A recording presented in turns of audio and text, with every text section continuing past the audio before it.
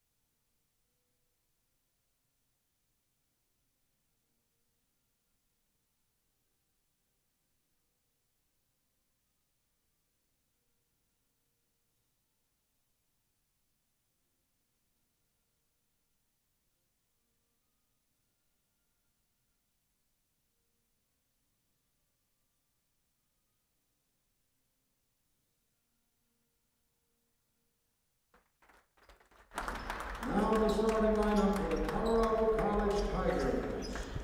Good afternoon, Tiger fans. We are live from CalGuard Gym at Trinity University in San Antonio, Texas. I'm Brian Yanselson, joined by Ryan Figert. And Ryan, I know both of us are still catching our breath a little bit from that crazy game on Friday night, but excited for a Sunday doubleheader battle for the Tigers. Yeah, Trinity bouncing back against St. Thomas with a big 64-55 win here at CalGuard Gym on Friday. And they're looking to follow that one up with another win today facing off against Colorado College. And this game equally as important for both teams. For Trinity, they've got a chance to move even with St. Thomas at the top of the SCAC standings, a 6-2 mark. And for Colorado College, they're down at the bottom right now, coming into this game in 8th, having played 9 conference games at a 3-6 mark. They're looking to move up into those top 6 places and qualify for this year's championship, something they failed to do last year. Definitely a lot to play for both teams, and should be a good one. These two teams just played a close one in Colorado Springs that was decided in the final minute of play. So nothing to take for granted here for the home Trinity Tigers in maroon. Let's get you started with the starting lineups. First, for the visiting Colorado College Tigers, we've got Scott Ruegg, Jack McCroskey, Charlie Runagi, Sam Kinney, and Edgar Romero. And on the Trinity side, it's a familiar 5, Enzo Seiki, Tanner Brown, A.J. Clark, Ben Hanley, and Caleb Jenkins, who we saw get back to his best in the second half against St. Thomas. Ended up with 16 points, including a nice exclamation point flurry of 4 free throws at the end of the game to seal the result. Coach Smith right now in a final conversation with his starting 5. And Brian, we're going to look to see some intensity from his team right from the off. Yeah, and it was really nice to see that coming out of the half, really. Caleb Jenkins had been struggling in his last few games, not scoring a lot on that road trip to Houston and Colorado Springs, but just looked like a different player, and Coach Smith saying really found his edge, the edge that we were used to seeing last year when he was MVP. And we are just about ready for tip-off here in San Antonio. Enzo Seiki gets it for the Tigers, and Caleb Jenkins gets things underway from CalGuard Gym.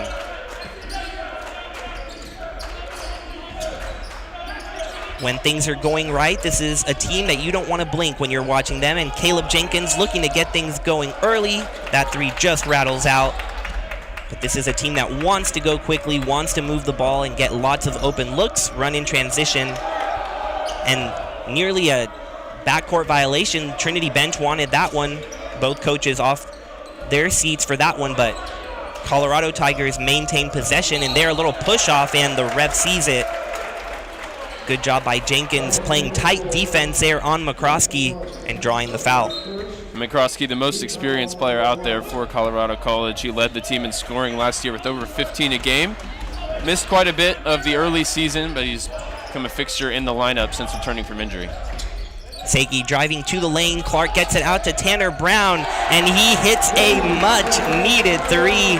Tanner Brown, for the first time since December 22nd, with a three. And the Tiger bench excited to see that one finally go down for the sophomore from San Antonio. And it was only a matter of time. We're talking about one of the premier scorers in the conference from the outside as Colorado College step on the out-of-bounds line.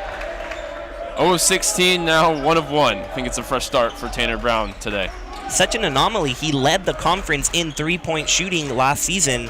Such a nail knockdown shooter, and just struggling for some reason, but Coach Smith's confident in his ability, telling him to keep shooting, and good start for him today, and he gets right back at it, and that one doesn't go. You can sense the excitement in the gym after that first one went down for Tanner. Yeah, the whole bench on their feet when he pulled up for that second look.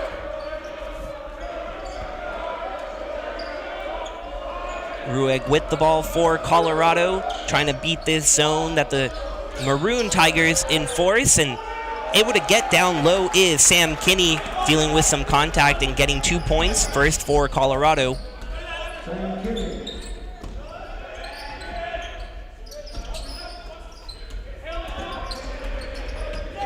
Hanley caught there in the corner, gets it to Clark, who posts up, gets a nice pass to Tanner Brown.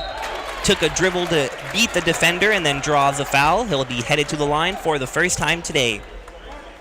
Yeah, pretty clear contact underneath for Brown. A really nice wraparound bounce pass for Clark to find him. And Tanner shooting high 70s from the free throw line this year.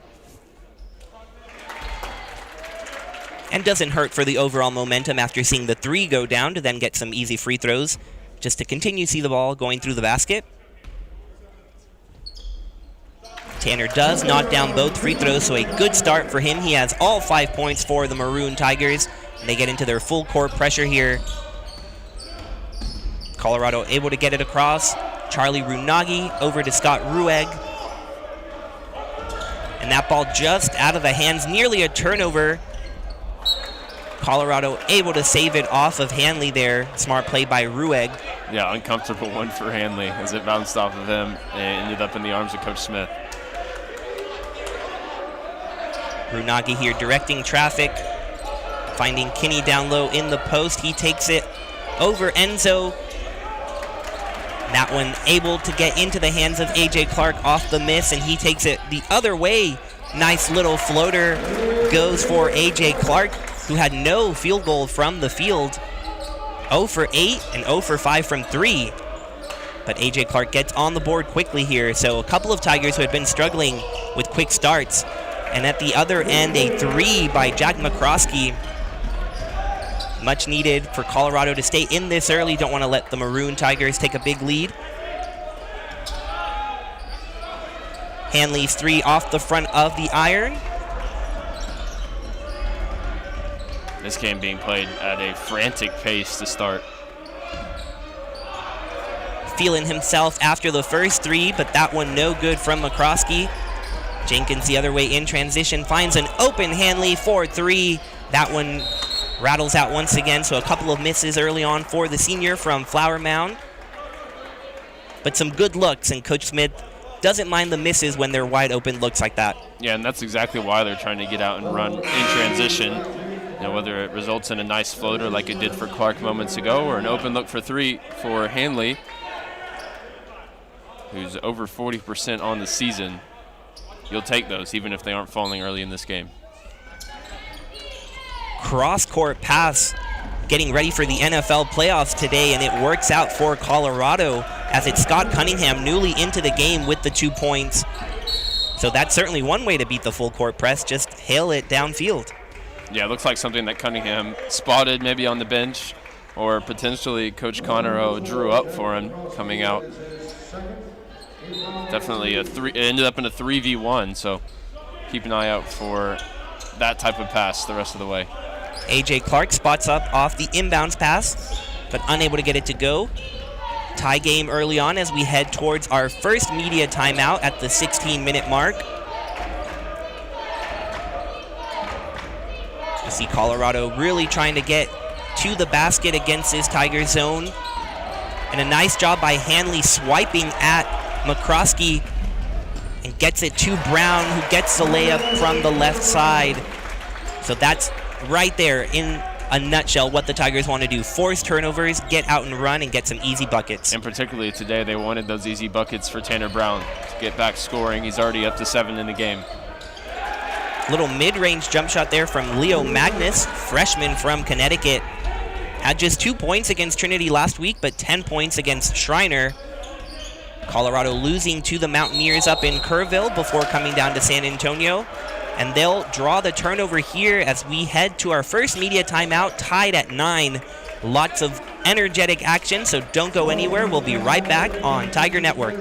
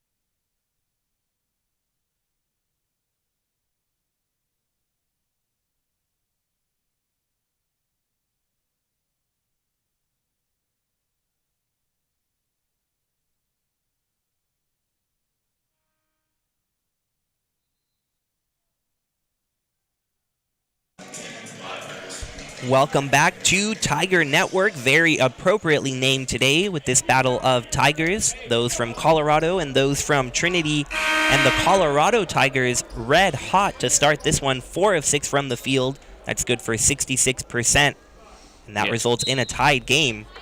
Their only kryptonite's been the 3 turnovers so far, also controlling the glass with 5 rebounds to 2 in the early action.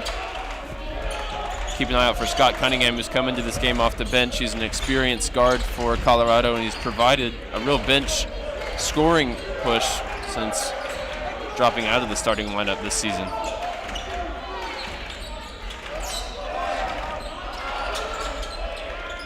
Double team right there right away as Price gets the ball, but he's able to kick it out. 3 no good from Runagi, but a good look for him off the double team. Price had 11 points last week against Trinity, so you can tell the Tigers want to keep track of him. David Nickel fights for the offensive board there off the Jenkins miss. Tigers get a second chance here. Yeah, Nickel's in, I think, to try and free up Seiki, who's yet to put a shot up. He's now moved into the 4. And he's found Clark down low, who's looking sharp from the inside. Trinity retake the lead.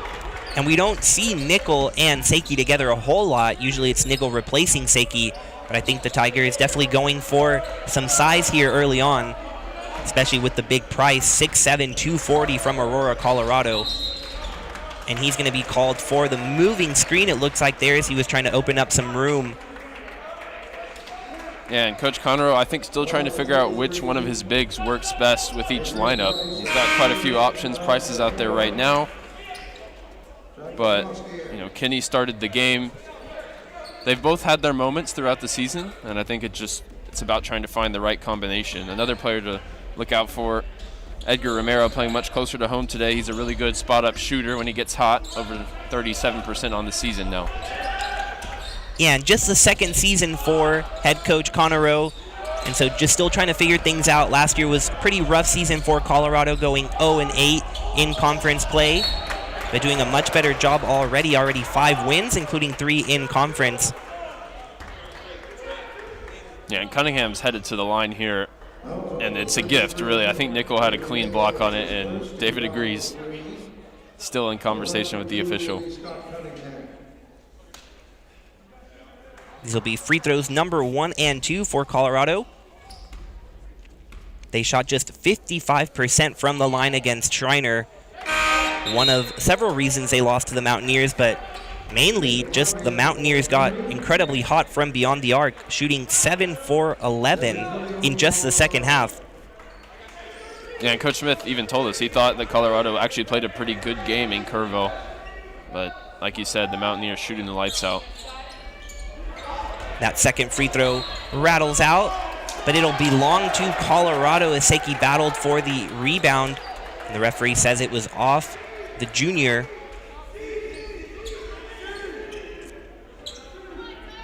A.J. Clark trying to find the ball there in the corner, but he does recover it, and it'll be Romero inbounding it.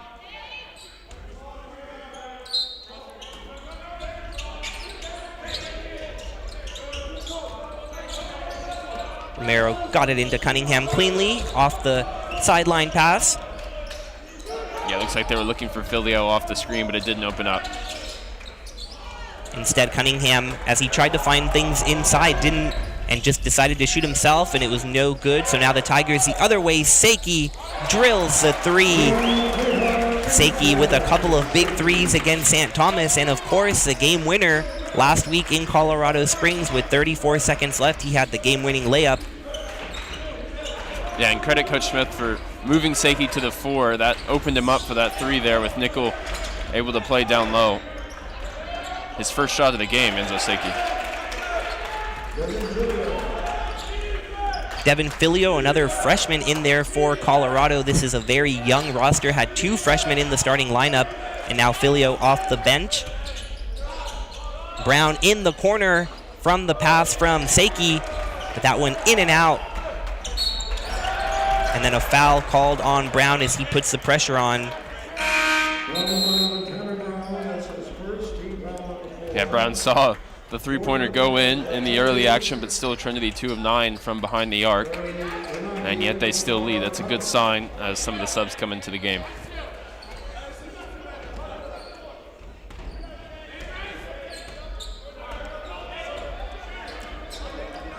One of the slower possessions here off of the foul. Everything's been so quick. But Colorado trying to find their groove offensively. Down just 2 here, about 8 minutes into the first half. And Kinney there guarded well by Nickel, but that leaves an open man in the corner. That 3 no good by Magnus. Some good looks for both teams, just not falling in these last couple of minutes. Nickel finds Littman open for 3.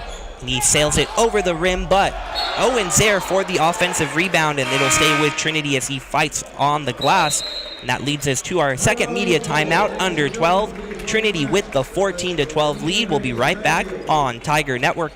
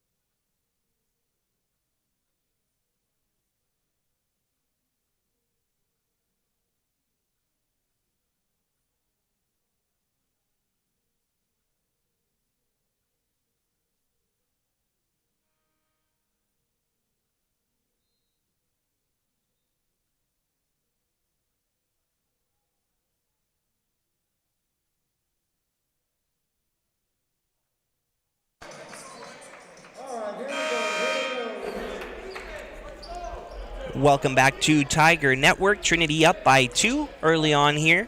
Colorado still shooting 50% from the field, but on 5 fewer shots, those 4 turnovers to Trinity's 1, the difference so far. Jacob Harvey in the game, the first year who had a couple of big shots on Friday. Seiki over to the big man Nickel with the mid-range. Ends up in the hands of Harvey off the miss. Fight there under the basket for the ball. And it looks like it'll end up being a foul called on Colorado. Littman to the line, so great hustle there. Battling for the ball, and it ends up in a couple of free throws for the Tigers. Yeah, the flurry of misses pushed Trinity to 0 of their last 5, but they'll look to get some points here at the line. First free throw bounces off the back of the rim for Littman, but Jordan Littman, a big spark plug in the second half on Friday. Just 3 points in the box score, but if you were watching, you know how big of a role he played with a steal, drawing a foul late in that second half, and really getting things going for a Trinity team that struggled to find that energy until the second half. Littman missing both of his free throws, but again, the Tigers get the rebound. Seiki unable to capitalize on the 3, so a couple of opportunities for Trinity, but nothing doing, and looked like their Runagi walked with the ball. Coach Smith wanted it, but nothing doing as Colorado maintains possession. Yeah, they've got Harvey at 2 rebounds. I think I definitely saw another one. He had 2 on the offensive end, 1 on the defensive end, but he's brought something different with his rebounding coming onto the floor as a sub as Kenny knocks down that baseline jumper. Price and Seiki get tangled up there. Foul away from the bucket. That'll be team foul number 6 on Colorado. Yeah, early 2 on Price as he heads to the bench. And you see Trinity sticking to their 2 big men in the game at once. Nickel and Seiki remain, joined by Owens, Harvey, and Littman. Littman using the screen from Nickel, and he's fouled as he attacks the rim, so he's going to go back to the line, trying to redeem himself for those 2 misses just a second ago. Yeah, saw the open lane that came from the Trinity ball movement. Good effort for Cunningham to try and get a hand on the ball, but definitely contact on the way up.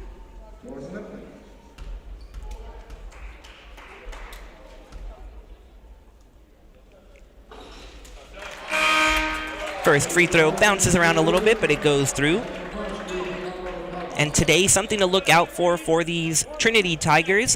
A lot more faces off the bench against St. Thomas. Saw the same rotation of players and going with the starters deep in the game as it was tight, but Coach Smith really wanting to make an effort today to get everybody in there, get some playing time, especially as conference play is in full swing. And if you look at the schedule over the next week or 2, Ryan, lots of games and not a lot of days. Yeah, and a quick turnaround. Next game is on Tuesday for Trinity up at Southwestern as Nickel, some really strong play underneath. Owens in the corner off the steal, no good, but another offensive rebound. Clark. Tigers really battling on that offensive glass. Now 7 offensive rebounds. They have more offensive rebounds than defensive rebounds, just 6 on the other end. Yeah, quite a showing there. It's a good thing because they're not shooting the ball well. They're grabbing second chance opportunities and they're getting to the line. And they're able to weather this storm right now over their last 7 shooting the ball. And Owens at the line gets on the board with his first free throw. He was the starter against Colorado last week. Not usually in the starting lineup, but different starting lineup used last week in Colorado just to give the team some motivation and competition. Yeah, Coach Smith talked to us. The team split up into 3 different lineups and played for that starting lineup spot in practice the day before the game. So trying to get that edge back, and it definitely worked once they found some, they found their momentum again after a rough start in the Springs. Yeah, and that was especially coming off that loss in Houston to St. Thomas, just trying to find something to get the competitive edge back. Picking 3 team captains, letting them pick their teams and say, hey, if you win, you're starting. So that's what happened, and that explained the unusual starting lineup of Ashton Owens, David Nickel, and Jack Williams joining A.J. Clark and Caleb Jenkins last week. Today, the more traditional starting lineup, but still some of those guys getting some playing time And Owens making an impact early, getting to the line, getting a couple of steals, but not connecting from the free throw line there is Lippman. Already 3 misses for him. Yeah, we knew Nickel was playing through an injury in Colorado, but he's looked really sharp coming off the bench today back at home. Just adds another element to have a guy of his size and down low who can also shoot from the mid-range.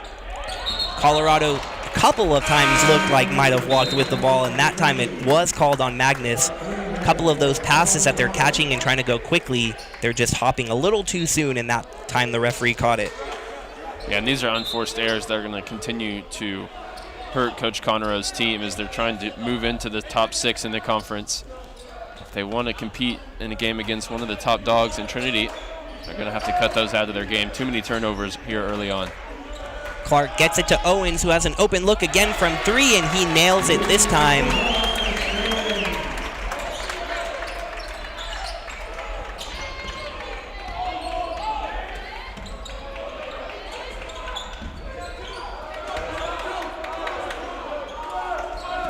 Romero barking out orders, swinging it to Kinney, Magnus, and back to Romero. 10 on the shot clock. Kinney out very far from the basket, doesn't really want to be there. Now Cunningham with 4 on the clock, and he airballs it, but right there, right place at the right time is Will Nesbitt. He gets on the board for the first time. Owens feeling good after that 3, unable to get that one to go. But Ashton Owens putting up some shots after going scoreless against Colorado last week. Another missed 3 this time from Colorado. Hanley getting a little too excited on the fast break, walks with the ball, and it'll stay right here with Colorado. Yeah, and talking about Owens, that was his first made 3 since the Alma game on December 21st. He's only taken 1 or 2 a game since then. Good for him to see that corner 3 ball go in. You know, that's a talent that he can bring to this roster.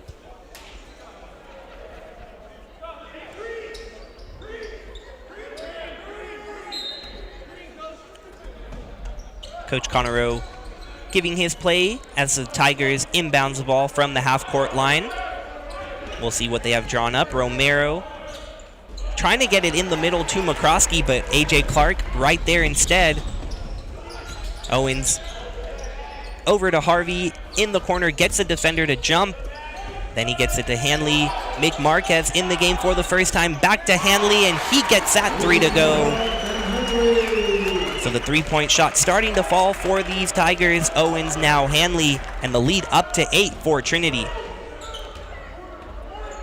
Yeah, and for Ben Hanley, he's had a little bit of a rough start to 2021. Only had 11 points and, of course, picked up an injury in Colorado. So good to see him back playing a significant role and back in the scoring with that 3. Jump ball there, tie up between Marquez and Magnus. The ball will be staying with Colorado, but that takes us to a media timeout. Trinity with their largest lead of the game, 24-16. We'll be right back on Tiger Network.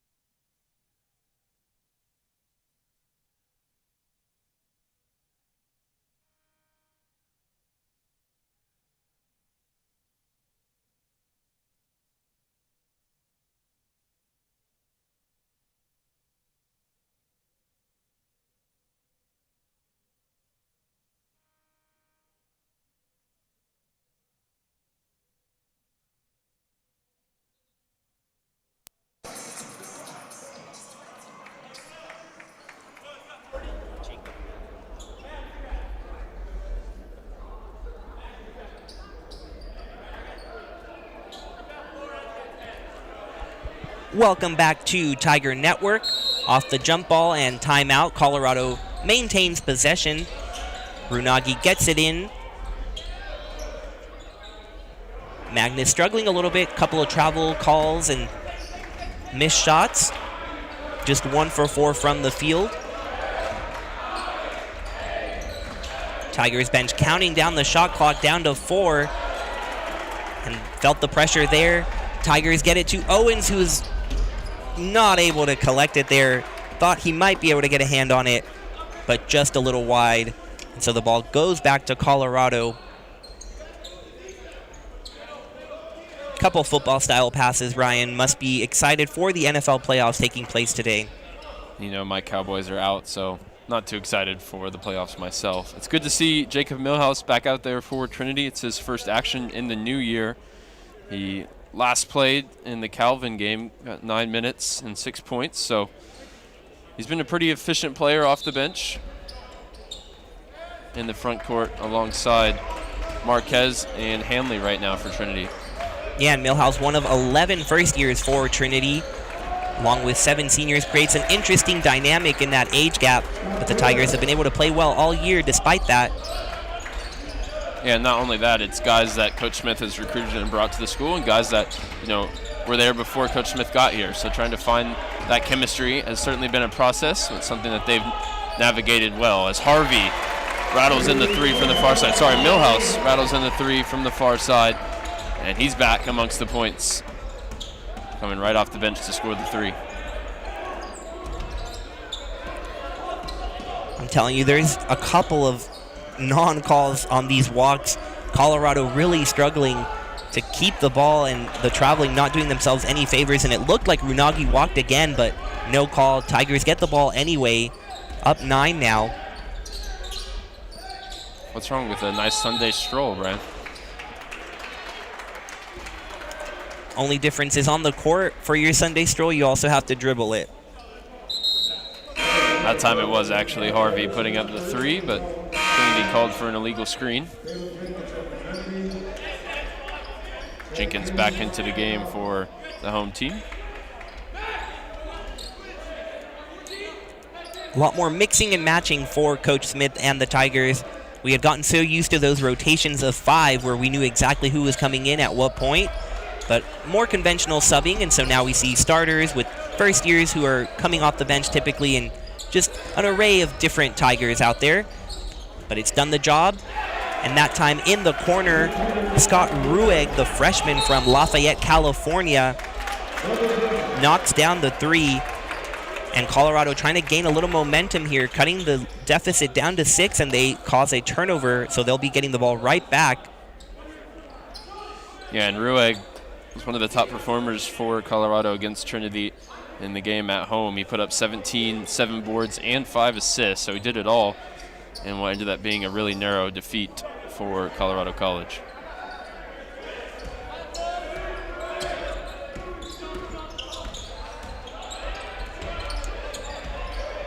Runagi spots up from 3, a little strong there, and tough defensive rebound there from Marquez. So used to those offensive rebounds today, but Hanley over to Harvey. Millhouse off the top of the key finds Jenkins, who finds Hanley open, but an offensive foul called underneath the basket before Hanley can get the 3 up. Yeah, Trinity fans not a fan of that call as it wipes away the 3-pointer that rattled in for Hanley. Would have been his second make. Trinity 4 turnovers in the last 2.5 minutes as this lineup kind of tries to figure things out. A couple starters out there with 3 guys off the bench.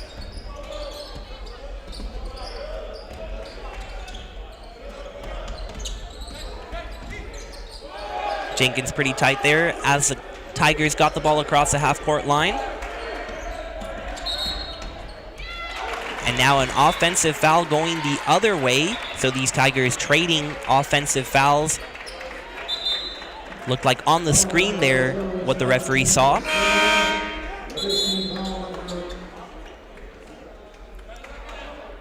Sam Kinney, who's coming out of the game now, was the one with the elbow on the screen. Yeah, and before this recent flurry of turnovers for Trinity, they had been really clean to start the game. Just 2 in the opening 12 minutes.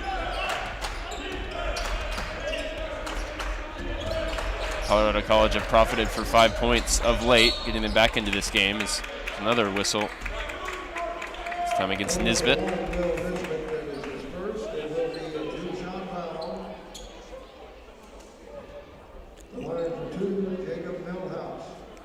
Millhouse headed to the line for 2, which the Tigers will do for the rest of the half. Already 11 personal fouls on Colorado. So the Tigers looking to take advantage. And that first one, no good, but it's certainly something they did up in Colorado Springs, where not a whole lot was working per se, especially as they trailed early in the first half, but they did have their highest free throw percentage of the year, 83%, 25 of 30 from the line. Not doing so there, 2 misses for Millhouse, but in that close game that the Tigers won by just 4, those free throws were crucial as things got close there in the end of the second half.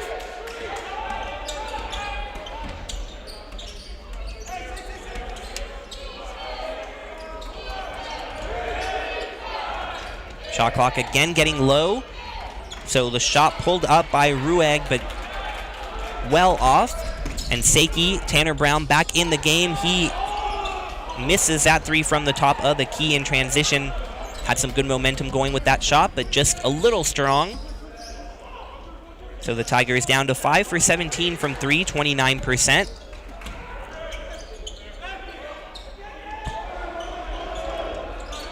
Cunningham there passing up a look. He's at almost 40% on the season. They opt to go inside.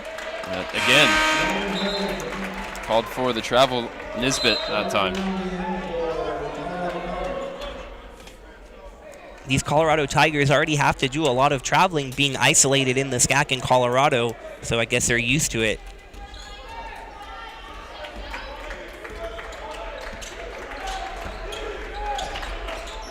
Four starters in for Trinity. Millhouse, the lone player off the bench, and he struggles maintaining the ball, but does keep it with Trinity. Gets it to Seiki, who takes on Runagi. Gets over him, but the ball just off the rim. Seiki trying to get over 2 defenders as Runagi got some help there late, affecting the shot. Now a 3-minute scoring drought for Trinity. And for Colorado, off that 3-point miss, they haven't scored in 2 minutes. So after that frantic start, things have slowed down a little bit, and Seiki nearly traveling himself with the ball. Jenkins no good with the 3. Yeah, the ball not moving like Coach Smith would like to see it, even though you've got 4 starters out there right now for Trinity. Wouldn't be surprised to see A.J. Clark come back into the game and try and facilitate some offense to close out the half. Rueg down to Filio, trying to slow things down. Cunningham with the good look from 3, and he nails that one. So Colorado all of a sudden within 3 and 3 minutes remaining in the half. Their bench making some noise, and as you said, Ryan, A.J. Clark getting ready to check back in at the next whistle. Jenkins with a nice move. Colorado wants a travel, but instead 2 points for Jenkins. Good handles in the open court there from Runagi as Jenkins tried to jump in the way. Filio trying to back down Seiki. Rueg then cuts in from the 3-point line. Good defense there from Trinity, but they'll bail Colorado out as a foul's called on Millhouse. Yeah, and some inexperience there for Millhouse, just committing a foul when Trinity, like you said, had held up well defensively. Seiki, a couple of good plays underneath to turn Colorado away as we head into the timeout with Trinity in front, 29-24.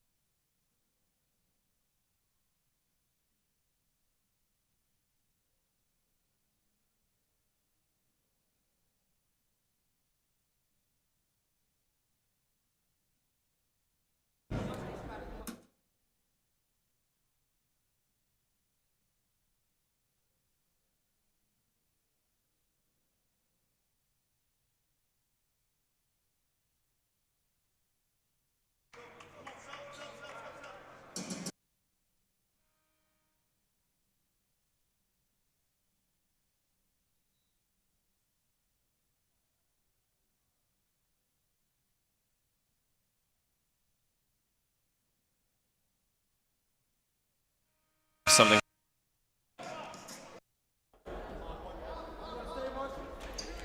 Welcome back to Tiger Network. Trinity with a 5-point lead, 29-24 with 2:33 left, and Colorado headed to the line. Yeah, in Colorado College, dropping 13 games in this season. Only 3 of those have been by 5 or less points. They've been on the receiving end of quite a few blowouts, but they're playing Trinity close so far. And they played Trinity close last week, so not unexpected. And we mentioned you might see some new names out there, and already a couple of guys we haven't seen in a few games. Pierce Matthews out there, number 15 for Trinity, and number 20, Braxton Berry.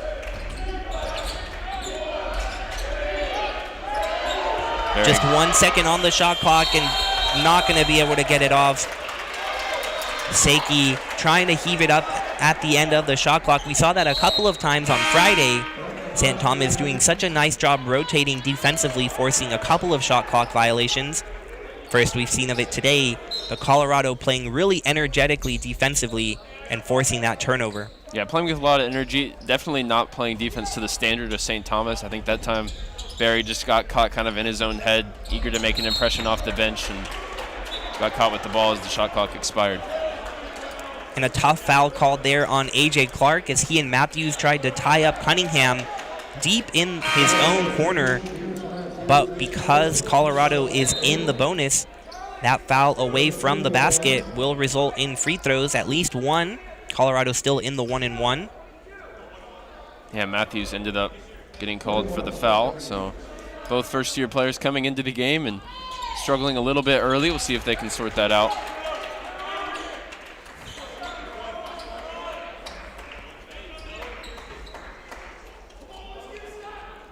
Cunningham making his first free throw.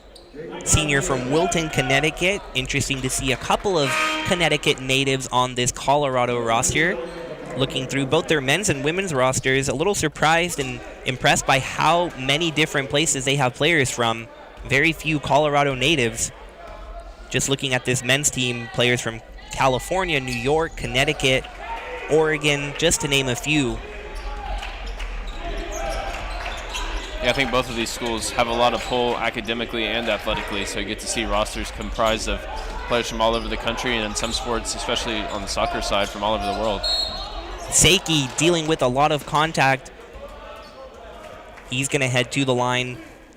Seiki just 3 points today, 1 for 3 from the field, 1 for 2 from 3. And they've been really denying him down low. Like, his one mate came from the outside, so we'll see if Coach Smith has anything in mind to try and get him some more looks in the second half.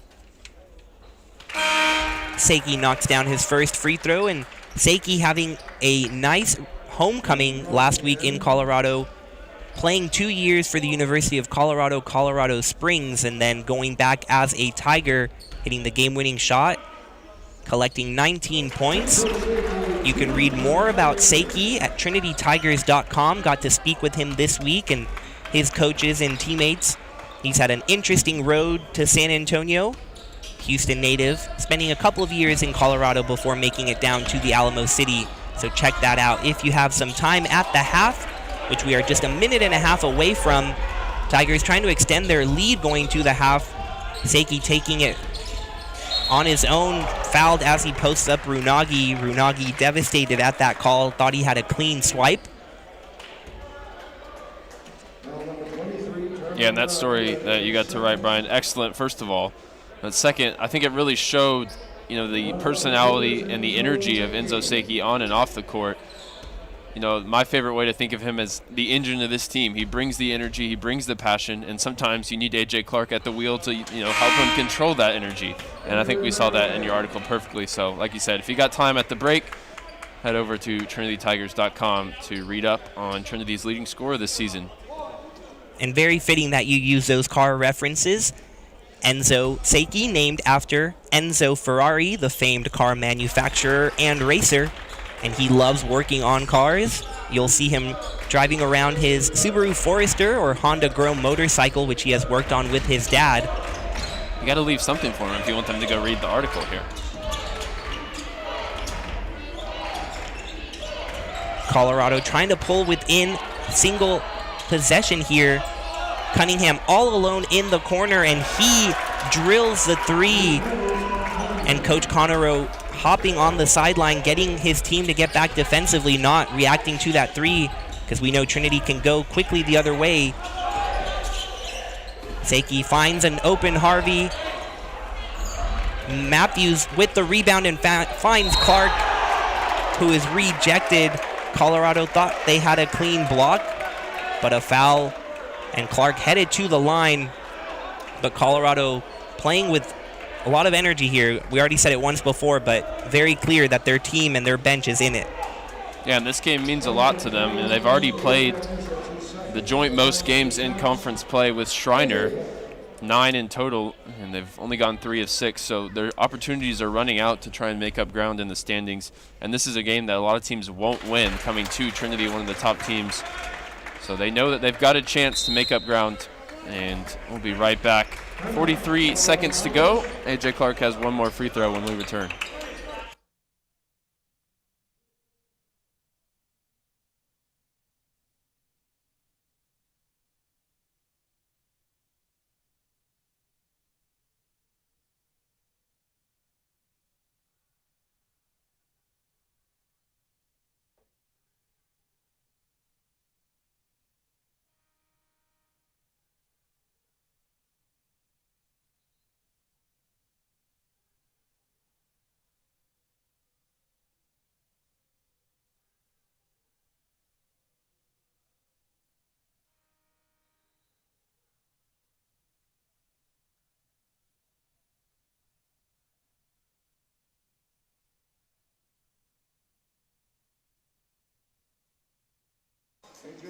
One shot.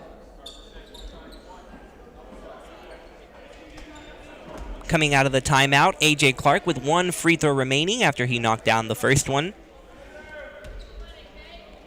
But Colorado, sensing how important these final 43 seconds are in the half, calling a timeout, make sure they get a good couple of last possessions here. Romero gets around the press of Matthews and Harvey.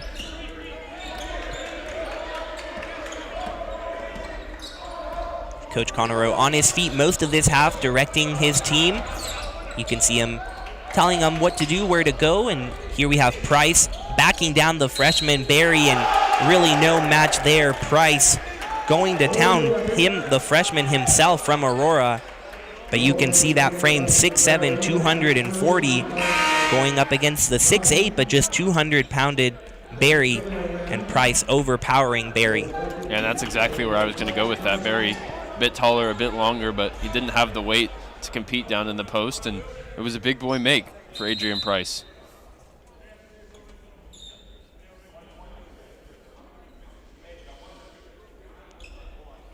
Referees making sure they have the right substitutions here for Colorado. Alex Russo coming into the game for Romero. And Price Romero, trying to complete his and one here. No points in the first half. He's a guy that can really get hot, and he'll look to do so coming back out of the break. He put up 31 in a game already this season, but held scoreless here in the first half by Trinity. And off the free throw make, Colorado goes into a little full court pressure of their own, but they back off of it as Harvey looks to get the final shot here for Trinity. Just 11 seconds left on the clock. Trinity up 2. AJ Clark loses possession of the ball. Filio collects it. Can he get a shot off? He does. And it goes. Colorado hits a buzzer beater 3, and they head into the locker room on about as high as you can get. What a finish there to the first half. And after Trinity led most of those first 20 minutes, they go into the locker room staring a deficit. Yeah, I'm going back to check now. I think this might be the first Colorado lead with 0 seconds on the clock. What a way to finish it. As you mentioned a couple times, they brought the energy, and Filio brought the finishing touch on what was a really solid first half for Coach Conero's team. So Trinity will have to make some adjustments to get back to how they were playing early in that first half if they want to get out of here with a win and keep their mark at home intact. We'll take a break for this halftime. We'll see you in about 15 minutes Don't go anywhere. Should be a great one on Tiger Network.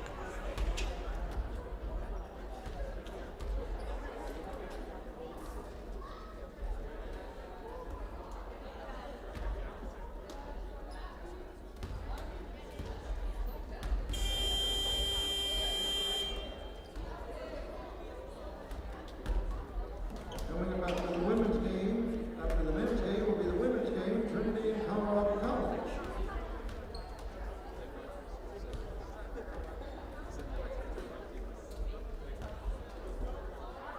Play stands 35-34, Colorado College.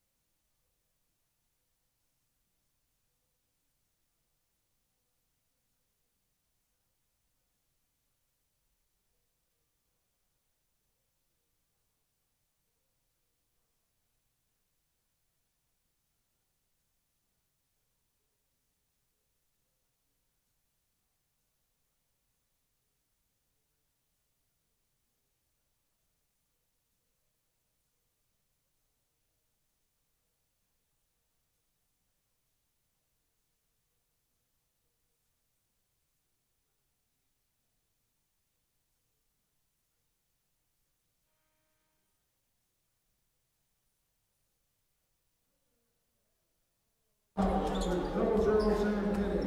The 4, Jack McCroskey, excuse me. The 12, Edgar Romero. 14, Scott Ray, and number 23, Charlie Bernardi. For Trinity, number 2, Zoseki. 3, Ben Hanley. 5, Caleb Jenkins. 11, Tanner Brown. 22, A.J. Clark. Trinity's ball, second half. Here we go.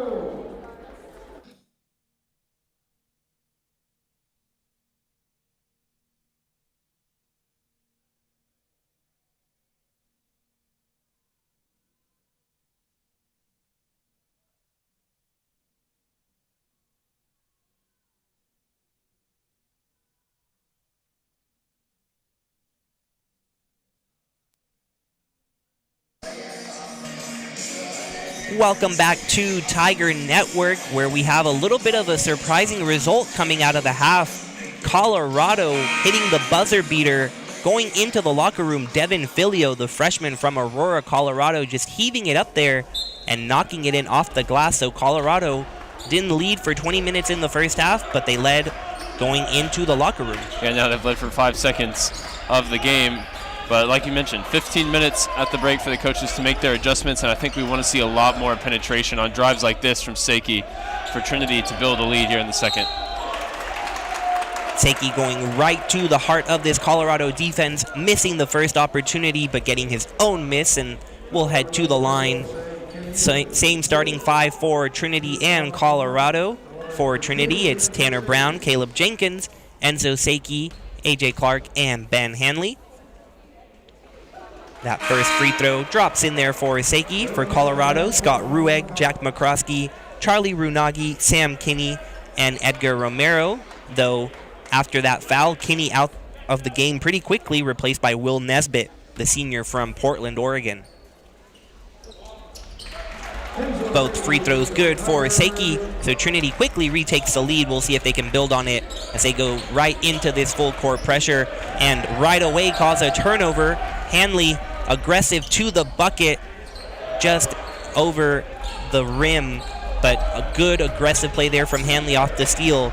So on the first 2 possessions, like you mentioned, Ryan, going to the rim. Yeah, and I think that would have been a point of emphasis as Jenkins called for a foul. Thought he might have had that one clean. Particularly against this type of zone defense for Colorado College, it's going to be the cutting guys from the wings that are going to have a chance to drive to the basket. Hanley used to being one of those guys, taking that early in the shot clock and trying to make it count at the rim. Definitely something to keep an eye on. Romero taking Jenkins off the dribble and hits the jump shot, much to the delight of his teammates. Romero on the board for the first time. And Hanley, off a nice pass from Jenkins, cutting in from the corner, gets the lead right back. So 1 minute into this second half, a lot of back and forth between the Tigers. Yeah, our first lead changes after Colorado took that shock lead into the break.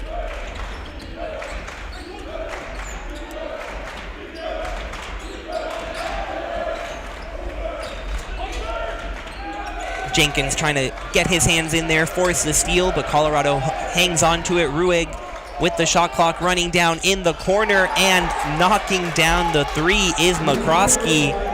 So these 3 starting to fall for Colorado, and they take a 2-point lead. Jenkins, though, doing a nice job with his passes. This time finds Clark, and he gets it to go, and will head to the line trying to complete this and one opportunity. Yeah, second assist in 2 trips down the floor for Jenkins. He's looking to facilitate. He draws a lot of attention, obviously, as the SCAC MVP last season, but he's getting his other teammates involved scoring the ball. We really saw a lot of energy from Trinity out of the half against St. Thomas. Looked like a completely different team. And some good signs early on here, though that missed free throw from Clark, as it was well short. So the game tied at 40. Both McCroskey and Romero making a jump shot to start the second half. At least one of them has to get hot for Colorado, and here's Romero once again. Romero trying to be the one that gets hot, but no good on the 3. Clark with the bounce pass to Jenkins, who gets it to Seiki, just off on the 3, a little bit to the right. Filio with the rebound, gets it to Romero, and then the spot up mid-range shot. goes out of bounds. Seiki, 8 of his last 13 shooting that 3-ball there, and it was an open look. Disappointing for it not to fall, but he's up over 40% on the season. Another good look for the Tigers that trip down the floor. And for Trinity, no one in double-digit scoring quite yet for Colorado. It is Cunningham, who was off the bench, not starting today, but he's up to 11, leading the way for all scorers. And Hanley, as he tries to get to the bucket, steps out of bounds with the ball, so ball headed to Colorado. Yeah, Cunningham, he's an Iron Man for this Colorado College team. He's played in every game since he's been here on campus, and he's turned into the 6th man this season, a new role for him. Like you said, double digits scoring tonight and giving them real impetus with that second unit. Filio, who is feeling good after that buzzer beater in the first half, trying to take it to Seiki, but some good defense by the junior. And then going back the other way off of his missed shot with a great block. Filio really providing some nice energy off the bench. Mentioned one of several freshmen on this roster for Colorado, and you can see the talent that's there. And another one coming in, and Adrian Price, he'll clog the lane as well. But that was really good backside help defense for the visitors, as Jenkins had an open lane to drive, but he was just met at the cup. Yeah, and Price and Filio both happen to be freshmen from Aurora, Colorado. Talked a little bit about how there's not too many Colorado natives on this roster, but those two freshmen both happen to be from the same city.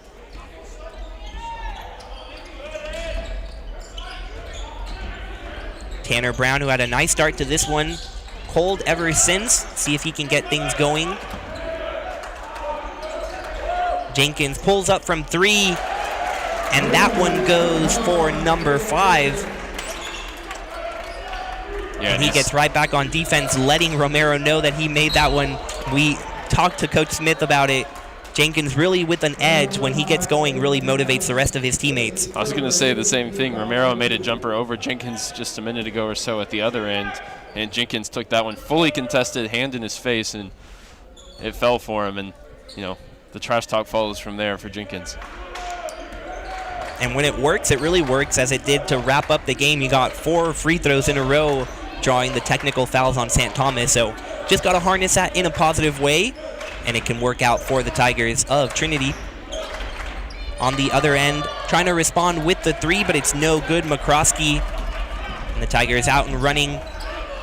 Jenkins deciding what to do and decides to take it himself, takes some hard contact. Filio and Jenkins both going to the court, and Filio yet to get up. Needs some help from his teammates. Yeah, and Jenkins had an open shooter in the far corner. He could have kicked it out, but I think he saw the opportunity to get to the free throw line. And we'll look to profit here and maybe push the lead out as far as 5. And good news for the home team, Trinity Tigers, is that both Romero and McCroskey made their first shot. You thought maybe they're going to heat up and take over on offense for the visitors, but they both missed a couple of consecutive trips down the floor. As the hero of the dying embers of the first half, Devin Filio's help to the bench. He's walking under his own power, albeit gingerly. Looked like maybe a knee into his thigh from Jenkins. He'll get some attention on the end of the Colorado bench. Yeah, definitely good to see him after being in some clear pain, at least being able to walk off on his own. Hopefully see him back soon in this second half. He's provided a nice energy for Colorado. Trinity, after being tied at 40, have extended their lead to 4, trying to get back out in front in a comfortable manner. Very different than what we saw in Colorado, where Trinity really had to battle from behind early on. They trailed 11-0 right out of the gate and trailed by as many as 18 in that first half. They were able to come back and pull off the dramatic victory. But today looks to be another close one, and right there, Price, surrounded by 4 Maroon Tigers, able to draw the contact and the foul. But you see the attention that Price is drawing. Yeah, everybody collapsing onto him there. This game, like you said, a very different look than what occurred up in Colorado, as Trinity had to fight back from really their own hole that they had dug in the opening 10 or so minutes. It's been back and forth here in the second half. Colorado looking to respond to a little run from Trinity. But really, this just goes to show what we've come to expect from the SCAC. You never know who's going to win on any given night. Centenary defeating Trinity earlier this year, and then this Colorado team defeating Centenary. And so you just never know what's going to happen. Schreiner defeating St. Thomas, who's at the top of the conference right now. And you can see Colorado really giving Trinity all it can handle. Next stoppage will be a timeout, and we'll get there right now as Seiki draws the foul on Price, going up against the bigger freshman, but he'll head to the free throw line, which has been good for him today. 5 for 6 from the line. He'll try to get a couple of more after this timeout. Trinity up 44-41.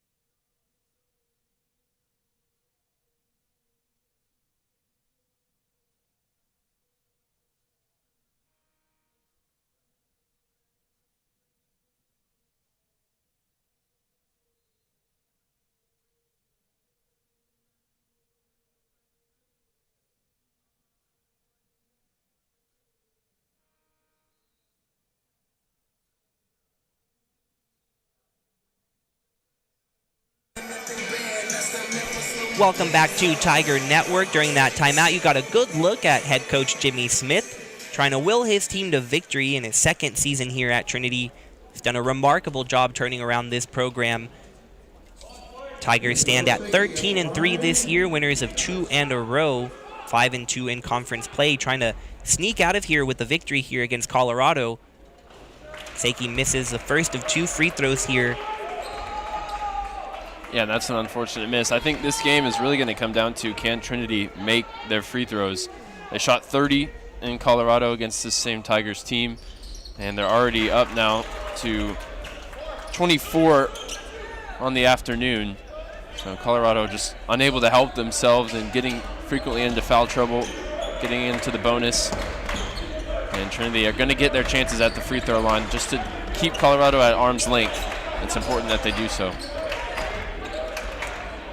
Some good pressure at the top of the key by both Brown and Jenkins, causing some trouble for Colorado as they try to get into their offense, already down below 10 seconds on the shot clock.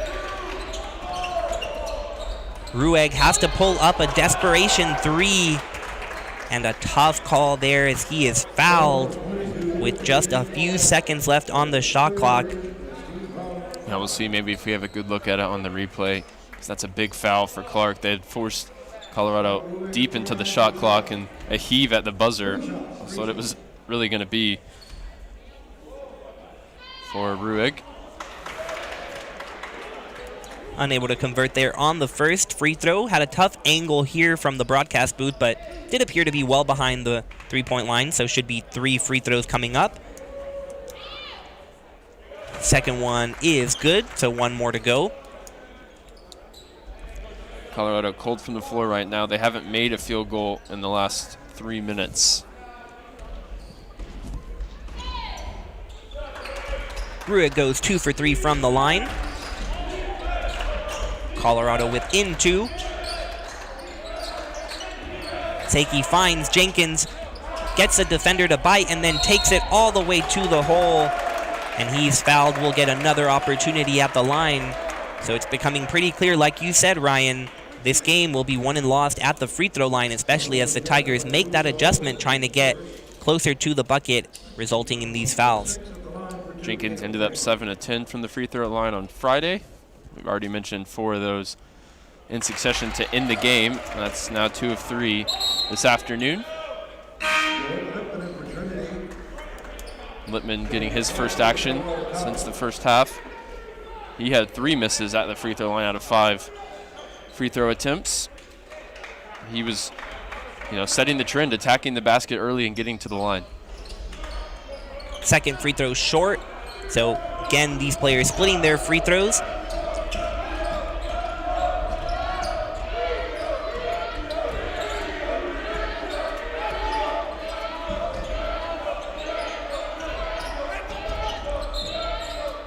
Kicked ball there from Lippman as the Tigers from Colorado do a nice job getting it all across their half-court set, trying to find the hole in this Trinity zone.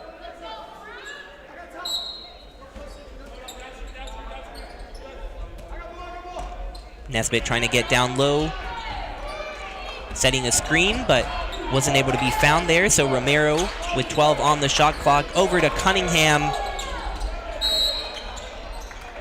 His 3 no good, and then a loose ball foul on Lippman, it looks like. So the ball will be staying on this end of the court.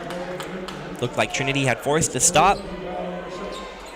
Yeah, a little bit too much reaching for the rebound instead of blocking out. Trinity had 2 guys underneath that shot, couldn't come up with it.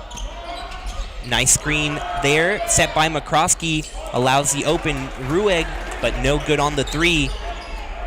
So a break there for Trinity. Colorado got a good look off the inbounds play.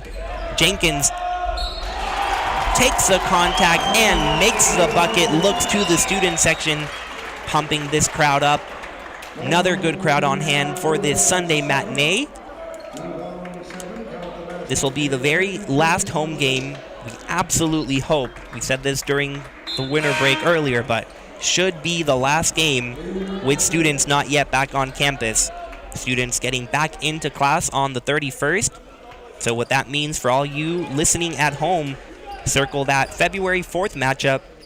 Make sure to be here. Calgard Gym versus Austin College, both the men and women hosting the Kangaroos, and they provide some exciting games. If this hasn't been exciting enough for you yet, you can see how much is here to see. And as much as we love bringing it to you on the Tiger Network, we highly encourage you to come out and see these teams. Yeah, and it makes it better for us when there's a full gym. The energy helps not only the team out on the court, but us up in the booth. So we hope you'll come and give your support when you're back in town. And some definite noise here in Calgard on the defensive possession. And Tanner Brown drawing the foul. McCroskey can't believe it. Yeah, and the B lit up on both sides of the scoreboard already with just under 14 minutes to play in the half. It's going to be a lot of this, a lot of trips to the free throw line. And McCroskey still with his hands on his head, as that is foul number 4. That's huge for Colorado. He's only got 6 points, but that came on 2 of 4 shooting from behind the arc, and he's one of the seniors that's led this team. He plays over 25 minutes a game, and looks like he's going to stay out there, and he's going to have to be careful. Trinity will certainly try and attack him on their offensive end. Well, if you're Coach Conneroe, you kind of have to decide, okay, 14 minutes left, what gives me the best chance to win? One of my best scorers out there or on the bench, kind of have to take that risk if you want to pull off this big upset on the road. So McCroskey stays out there. And it feels like Trinity's almost quietly built this lead out to 8. Romero with the long 3. But some hands there. Forces it to stay with Colorado. McCroskey now to the bench with Price coming in. That'll be a different look as the big comes in for the wing player.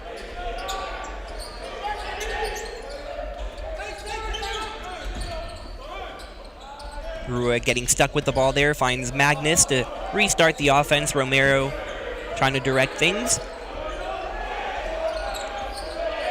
Romero over to Cunningham. Price now trying to take Seiki as he did in the first half, and does a phenomenal job again using his strength down low to just bully his way to the bucket. Yeah, he's a player, and he's a player that started 12 straight coming into this game. Seiki hits the 3 to respond, so as Colorado creeps closer, Seiki with a big 3 to extend things out to 9. up in the double figures now for Enzo Seki, who had a slow start to this game.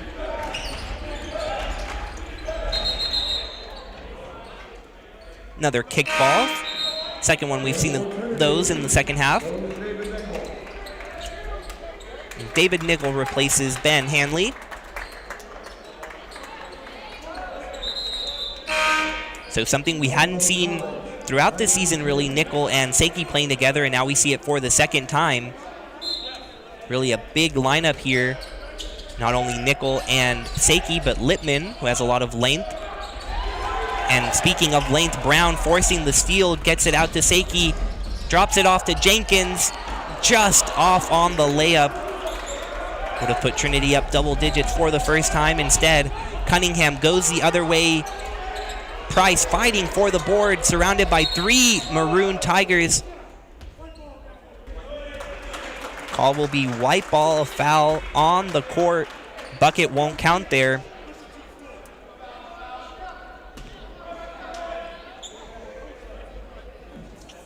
Yeah, and Jenkins at one end using his body really well to shield off the defender. Just couldn't get the layup to go. At the other end, put up a really good fight defensively, going straight up and forcing the miss.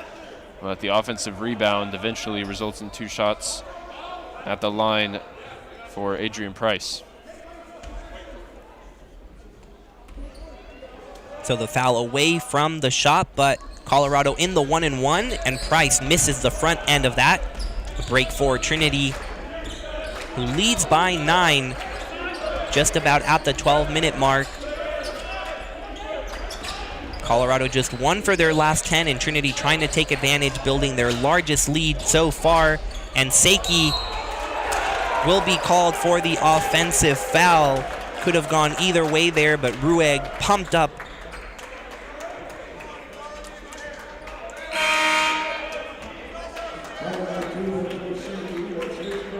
Just the first foul on Seki.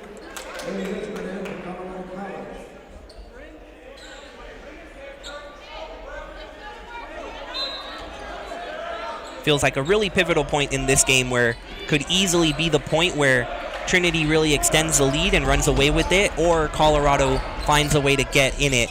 That would have gone a long way of keeping them close. Instead, Brown going the other way, fouled with a clear court ahead of him. Big swing there. Could have been a big 3 from Romero. Instead, Trinity will head to the line coming out of the timeout. Trinity up 54-45. 12 minutes away from a conference victory.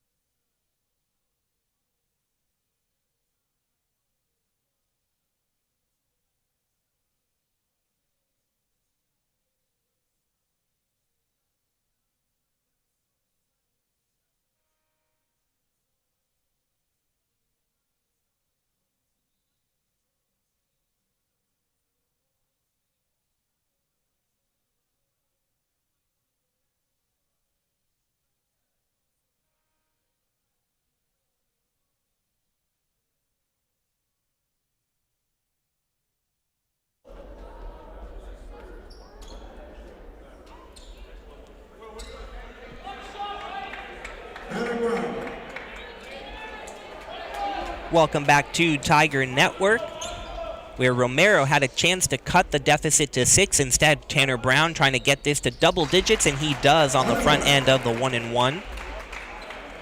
And with that point, Tanner Brown at 10 points. And a big deal for him is that is the first time he is in double digits after 5 straight games in single digits. We had mentioned he hadn't made a 3 since December 22nd. And for a long time, he was the leading scorer on this Trinity team. So good to see him back in the double digits, doing well from the field today. Nice steal by Littman. And then unable to control it, but Seiki gets control of it. Harvey wide open on the other end. Oh, this gym would have exploded if Harvey knocks it down, but instead Colorado headed the other way.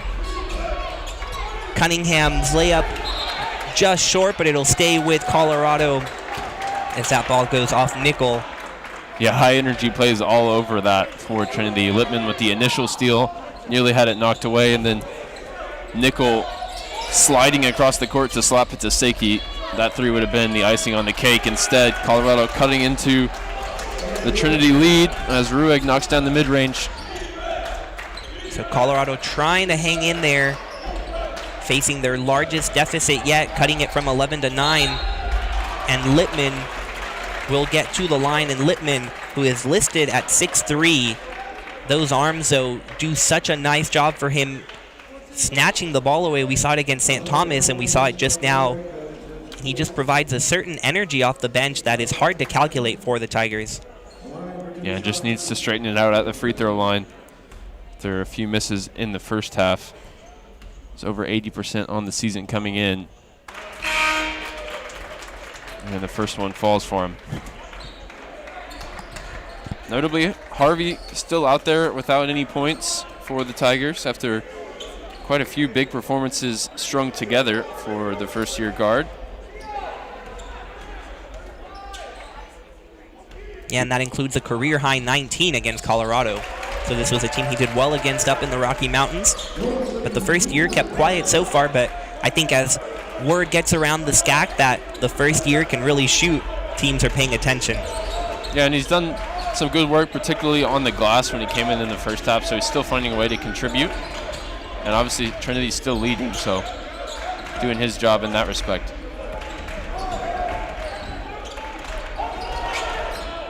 Nesbitt trying to make something happen on the post. He kicks it out to Romero, and this time he gets it to go. Yeah, first make for Romero, who's up there with Cunningham as the best shooters on the team. Harvey kicks it to Owens. Saved by Millhouse, but his foot on the line. Should be a good final 10 minutes here. Lots of hustle from both teams. Yeah, especially if Colorado can string out a couple of baskets here and get on a run. Trinity has gone cold. No field goals in over 2.5 minutes. They've done most of their damage at the free throw line here in the second half.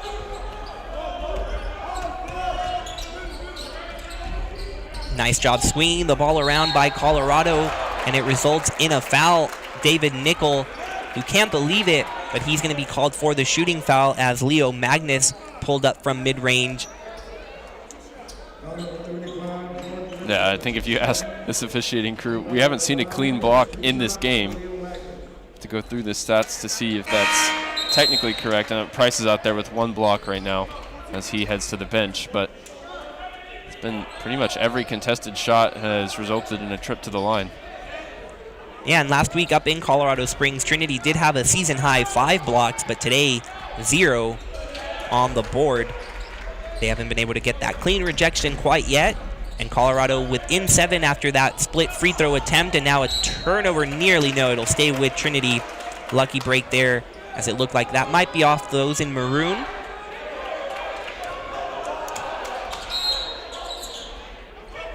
Harvey gets the ball into Nickel. Harvey gets it right back to Nickel, and a great look for the senior. Nice play off the inbounds pass. Yeah, great give and go for Harvey. Well-deserved assist on those 2 points. Looked like Cunningham maybe took a hop there without dribbling, but no call. Colorado maintains it. Romero trying to dial up another 3, and the call is answered. So Romero finding his groove from downtown, and Colorado within 6. Timeout called on the floor. We'll take it with them. Colorado 54, Trinity 60.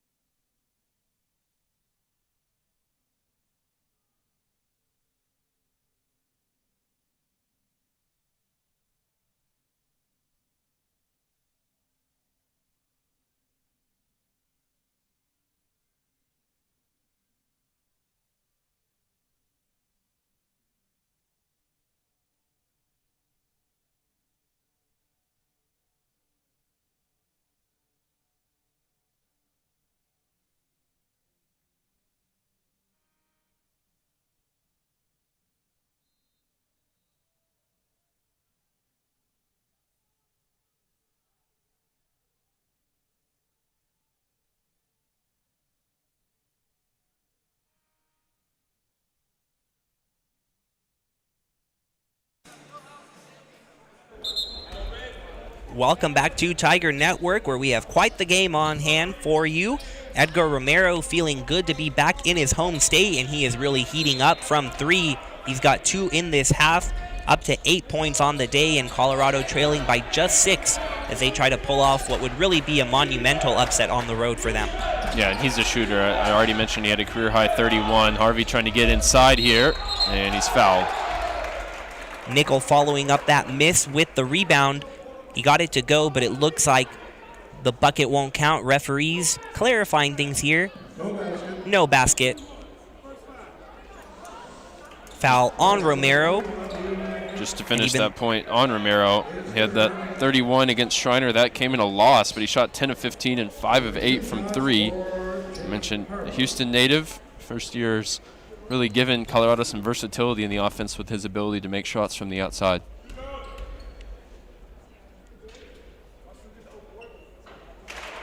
Harvey still can't get into the box score on the point side.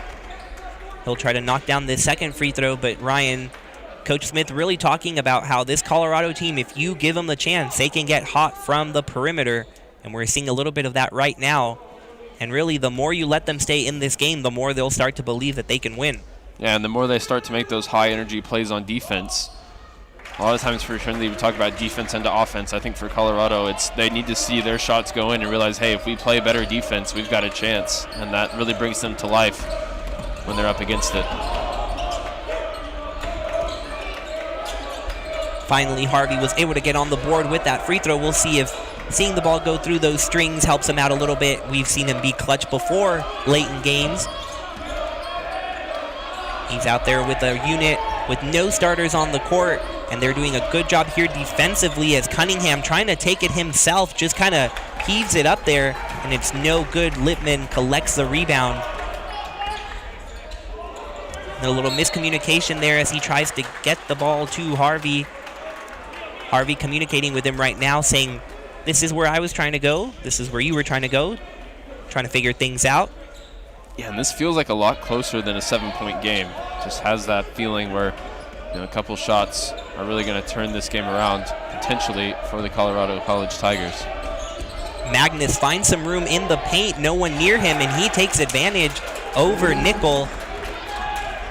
Colorado within 5 now.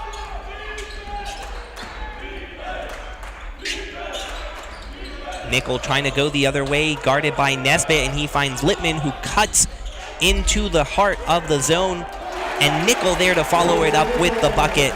So a nice job there from the senior, picking up where his teammate was not able to complete. Yeah, 4 points on 2 of 3 shooting, 3 boards, including the offensive glass cleaning that time for Nickel, and that's what Trinity need right now, is just a presence underneath. He's the one player you feel like can really offer that. Cunningham putting up lots of shots here in the second half. He's their go-to and their leading scorer today, but that 3 just off the mark. Owens in the corner, just a little strong, but there again is David Nickel with the offensive rebound. Millhouse, Owens again, this time gets it to go. Big 3 from Ashton Owens, and Trinity back up by 10.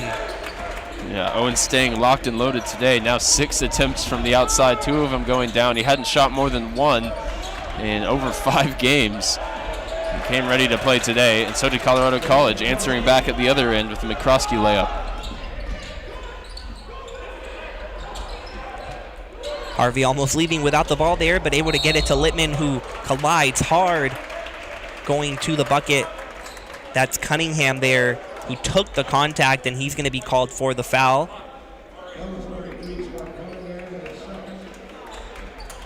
Yeah. Looks like they will take the under 8 media timeout. Thought they had announced that the prior timeout was going to be considered media, but will be a media timeout, so we'll take a quick break and be right back on Tiger Network.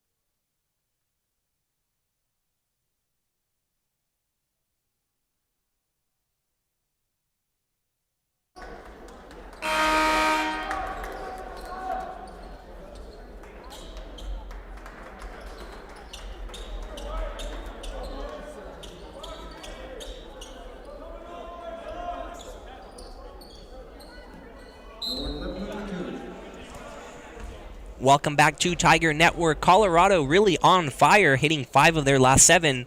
But as Ryan talked about, feels like the game is closer than it is. Trinity up by 8, a pretty healthy amount. And Lippman trying to extend it to 9 after missing that first free throw. Free throws 36 and 37 for Trinity. And if you wanted to point to one thing for Colorado College, who played a pretty good game, especially on the offensive end, that'll be the one blight on this performance and the one reason really that they're still trailing by 9. Believe it or not, though, Ryan, that is not the most free throws they've shot this year. That's 44 against Concordia, so we've still got a ways to go until that. But the way things are going, you might cross it.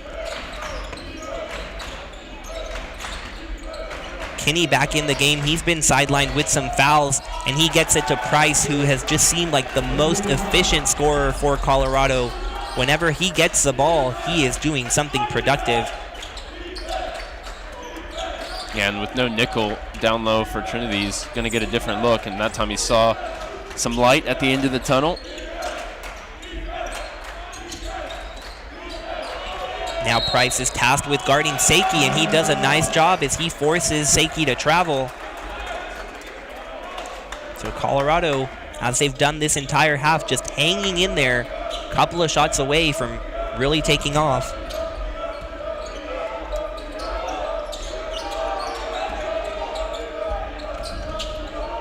Cunningham looked like he expected there to be someone in the right corner, but there was no one there, so he was forced to take the other direction.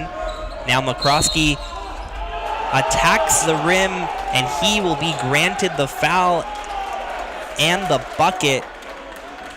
Seiki trying to draw the charge.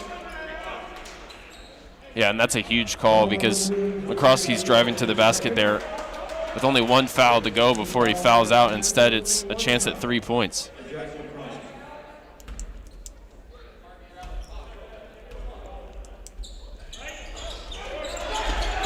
Kinney, the other player with 4 fouls, collects the offensive rebound off the missed free throw. And then Price finds a cutting Cunningham. And this Colorado bench really feeling it. I mentioned Colorado haven't lost by slender margins often. Only 3 of their 13 losses by 5 or less points. This one's going to go down to the wire, whether it ends up within that 5-point criteria or not. Got a chance to get within 5 now. Cunningham at the line.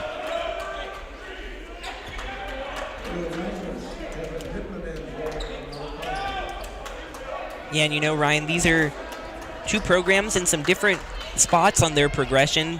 Both have coaches that are in their 2nd year, but Coach Smith leading a team to the conference championship game last year. Meanwhile, Colorado going 0-8 last season, but they have clearly improved a ton.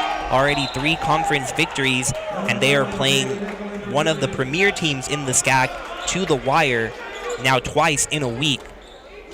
So it's clear to see the talent that is coming out of Colorado Springs, and they trail by just 3 with under 6 minutes to go.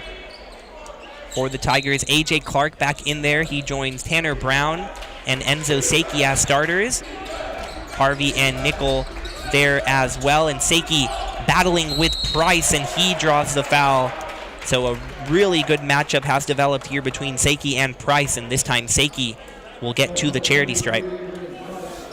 Yeah, I think the next step for Colorado College and Coach Connerow is winning on the road. I think, Brian, you have this stat on hand, but it's been so long since these Colorado College Tigers have won outside of their home state. That's right, Ryan. In general, this Colorado team has lost 16 in a row on the road, but if you take out a couple of victories against in-state rival Johnson and Wales, they've lost 33 in a row as visitors outside the state of Colorado. Last time they won as visitors, February of 2018 against Austin College. And so 4 years since a road victory, which explains why we talked about how this would be a monumental upset if they're able to pull it off.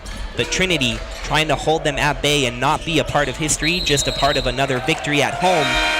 And that play going towards Trinity as another foot out of bounds. We see that so often here at CalGuard Gym. This time favors the Tigers in maroon, and Tanner Brown gets it into Jenkins. 4 of the 5 starters out there now for Trinity. Just David Nickel out there joining the starting 5. Tanner Brown trying to get some room, swings it over to Jenkins and then to Seiki. Nickel down low, off the glass and in. Nickel has provided quite the spark off the bench, using his size to get the rebounds and some points there, up to 6 now. And now the defense stepping up for Trinity. Clark trying to get a timeout.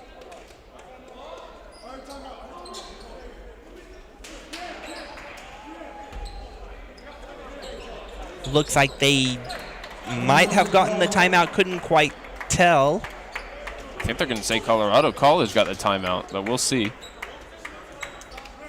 We can stick with it here. Just want to give a shout out to the pass from Enzo Seiki, leading to that David Nickel basket on the offensive end, leading into this Colorado College possession that's now come under controversy, to see where we are coming out from the break. But some of the stats in this game: Colorado College shooting 44%. That's 5% better than Trinity, but it's been a little bit of a struggle with turnovers and, of course, the free throws for the Tigers. Trinity shooting 39%, 26 of 39 from the free throw line, almost 40 freebies in this game. In comparison, Colorado College not shooting it particularly well on free throws and only shooting 10 of 17 in total.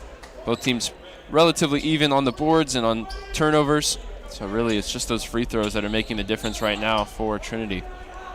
And coming out of the timeout, referees did grant the timeout to Trinity, and so they have the ball and some contact at half court off the inbounds pass. Jenkins and Alex Russo colliding. Russo hasn't played a whole lot, just 3 minutes, no points. Any fans of Wizards of Waverly Place out there recognize the name Alex Russo as Selena Gomez's character, one of my favorite shows growing up. And I heard earlier today, Ryan, you didn't quite get to experience that show. No, not at all, but I heard that Alex Russo is the internet's 20th most popular witch. She'd be higher on my ranking, but what do I know?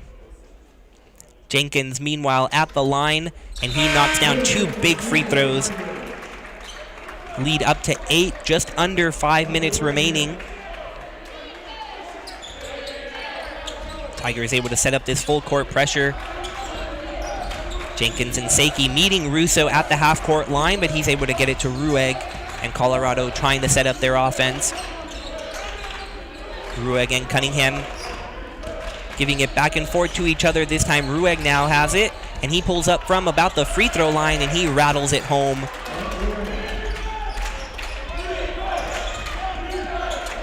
Yeah, Rueg into double digits now with 11 on 4 and 9 shooting. He's been impressive for a first-year player. And just a second ago, denying the ball from Seiki, who tried to get the mismatch. Instead, Nickel trying to go on Nisbet. He kicks it out to Seiki, trying to put a move on Rueg. Clark able to secure the ball. Time running out, but the Dirk Nowitzki-like jump shot just falls short. And the ball will belong to Colorado. Another timeout on the floor as we hit under 4 minutes. Trinity 72, Colorado 66. We'll be right back on Tiger Network.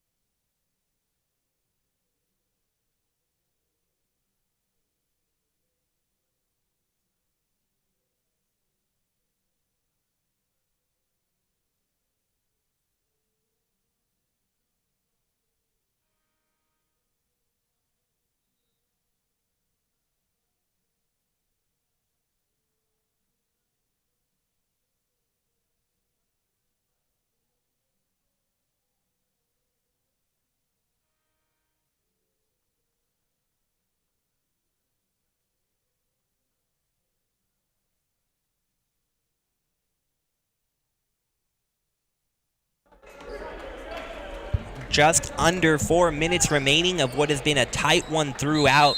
Trinity trying to defend their home court and pull off the weekend sweep.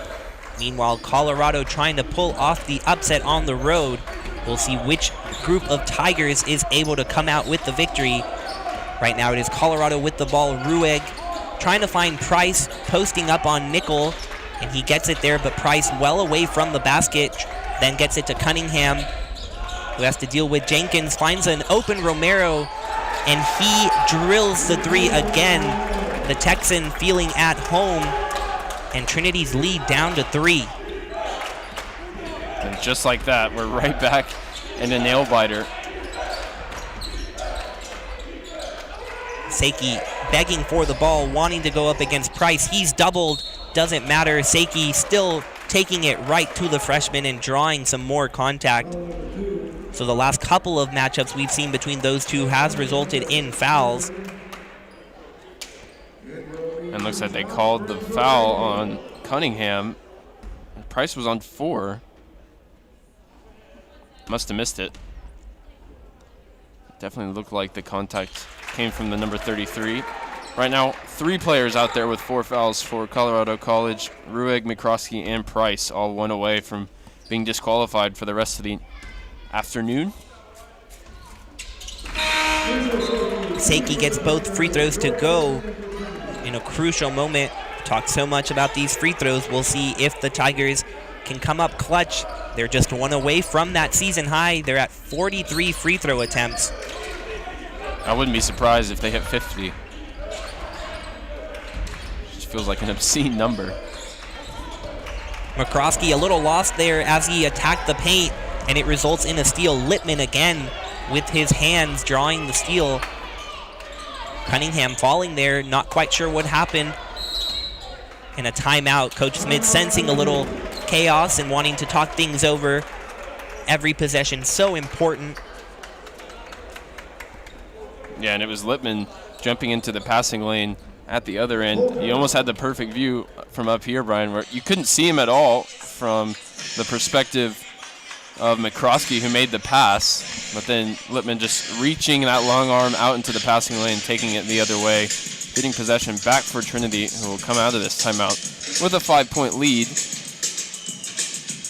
And luckily they've straightened out some early struggles at the free throw line. They've got plenty of chances to do that. They've missed 13 free throws, but they've made the 30 other attempts on the afternoon, and Coach Smith now going to be able to draw up a play for his team coming out of the break. Right now it's Trinity led offensively by Seiki with 15, 9 of 12 on free throws, 4 boards and 3 assists. Jenkins at 12, Brown at 11. Those are 3 of the players you usually expect to be up there in points for Trinity, and they're leading the way once again this afternoon. On the other side, Cunningham with 13 off the bench. He hasn't shot it particularly well from the floor at 3 of 11, but he's also getting it done with 5 of 6 on his free throws. 3 other players in double figures with Rueg, Runagi, and McCroskey at 11, 11, and 10 respectively. And what's fascinating is looking at those on-screen graphics during the timeout. Not a straightforward box score at all. Colorado out shooting Trinity from the field and from 3, as a great pass off the play from the timeout results in Nickel going to the line. But Colorado shooting 46 to Trinity's 39 from the field, and Colorado shooting 36% from 3 to Trinity's 31. But something we've just hammered down, and it's for a reason. Trinity has collected 20 more points at the line than Colorado, and make that 21 as they tie their season high in free throw attempts. That's 44 attempts and 31 makes, and it's really no surprise coming into this game. Trinity came in 4th in Division III with 427 free throw attempts, and they're 6th with 288 makes. And so we've gotten used to seeing them at the line. They're making Colorado pay, at least as of late, as Nickel knocks down both his free throws, lead up to 7.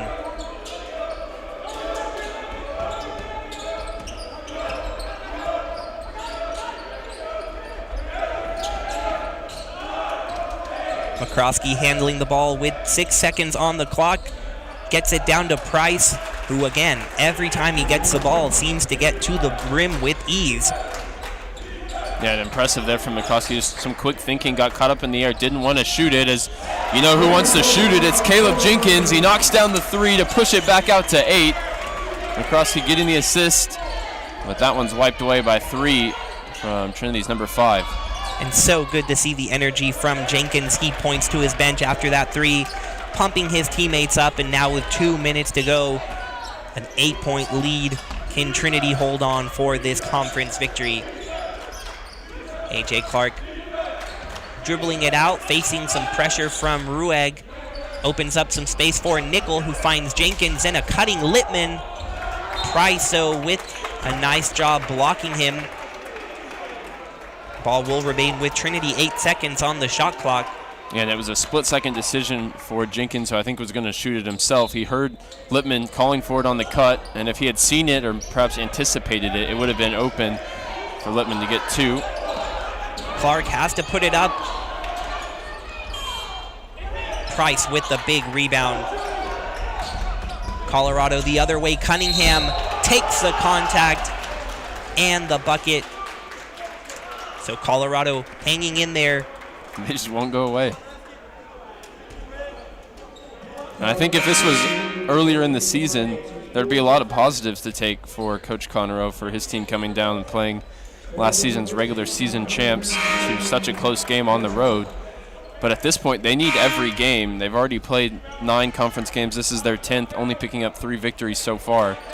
So not a lot of consolation in any defeat at this point in the season for Colorado College. Cunningham trying to complete the and one, and he does. Facing a little distraction from some Trinity fans behind the bucket, but not distracting him enough. Colorado now with the full court pressure. Tanner Brown going the opposite direction, but able to get it across. Littman sees some room, nobody around him, and he takes it to the rim for 2 and 1. Yeah, great hesitation from Littman. Almost got the defense's timing off, and then cut through that open lane to the basket using his length to lay it in despite the contact.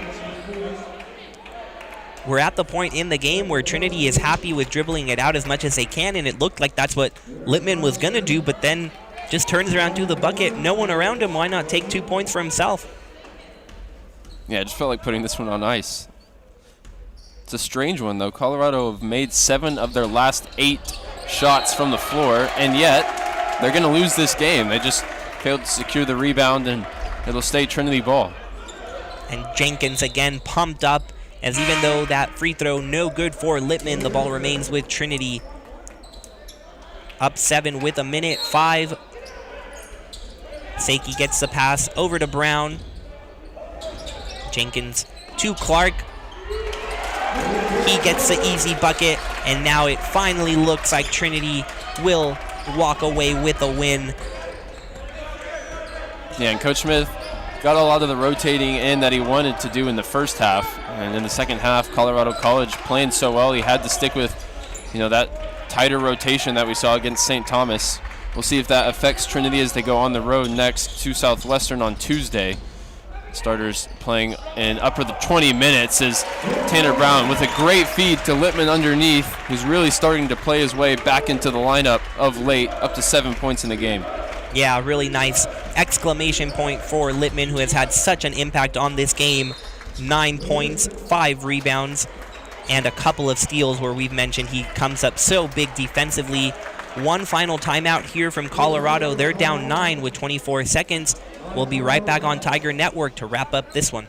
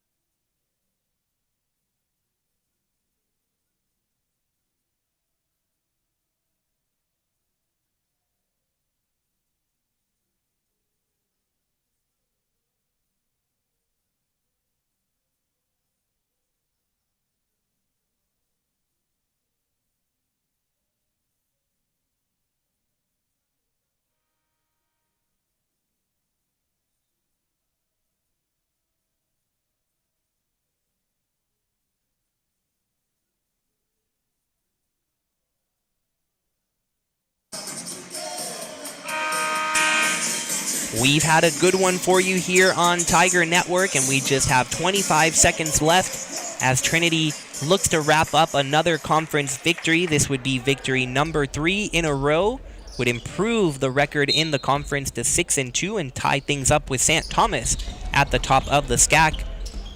We'll see if Colorado elects to foul. They do put some pressure here, but as Clark defeats it, Seiki over to Harvey, and this one in firm control.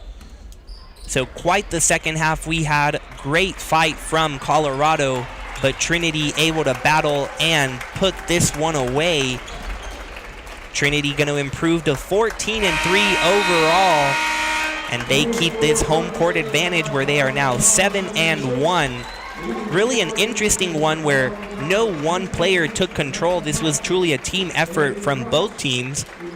For Trinity, you have 4 players in double digits, led by Enzo Seiki and Caleb Jenkins, who both had 15.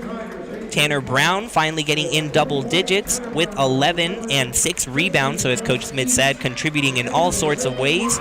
For Colorado, really some impressive performances from their freshmen and from their leaders. You've got McCroskey with 10, Price with 10, and they were led by Romero and Rueg, who each had 11.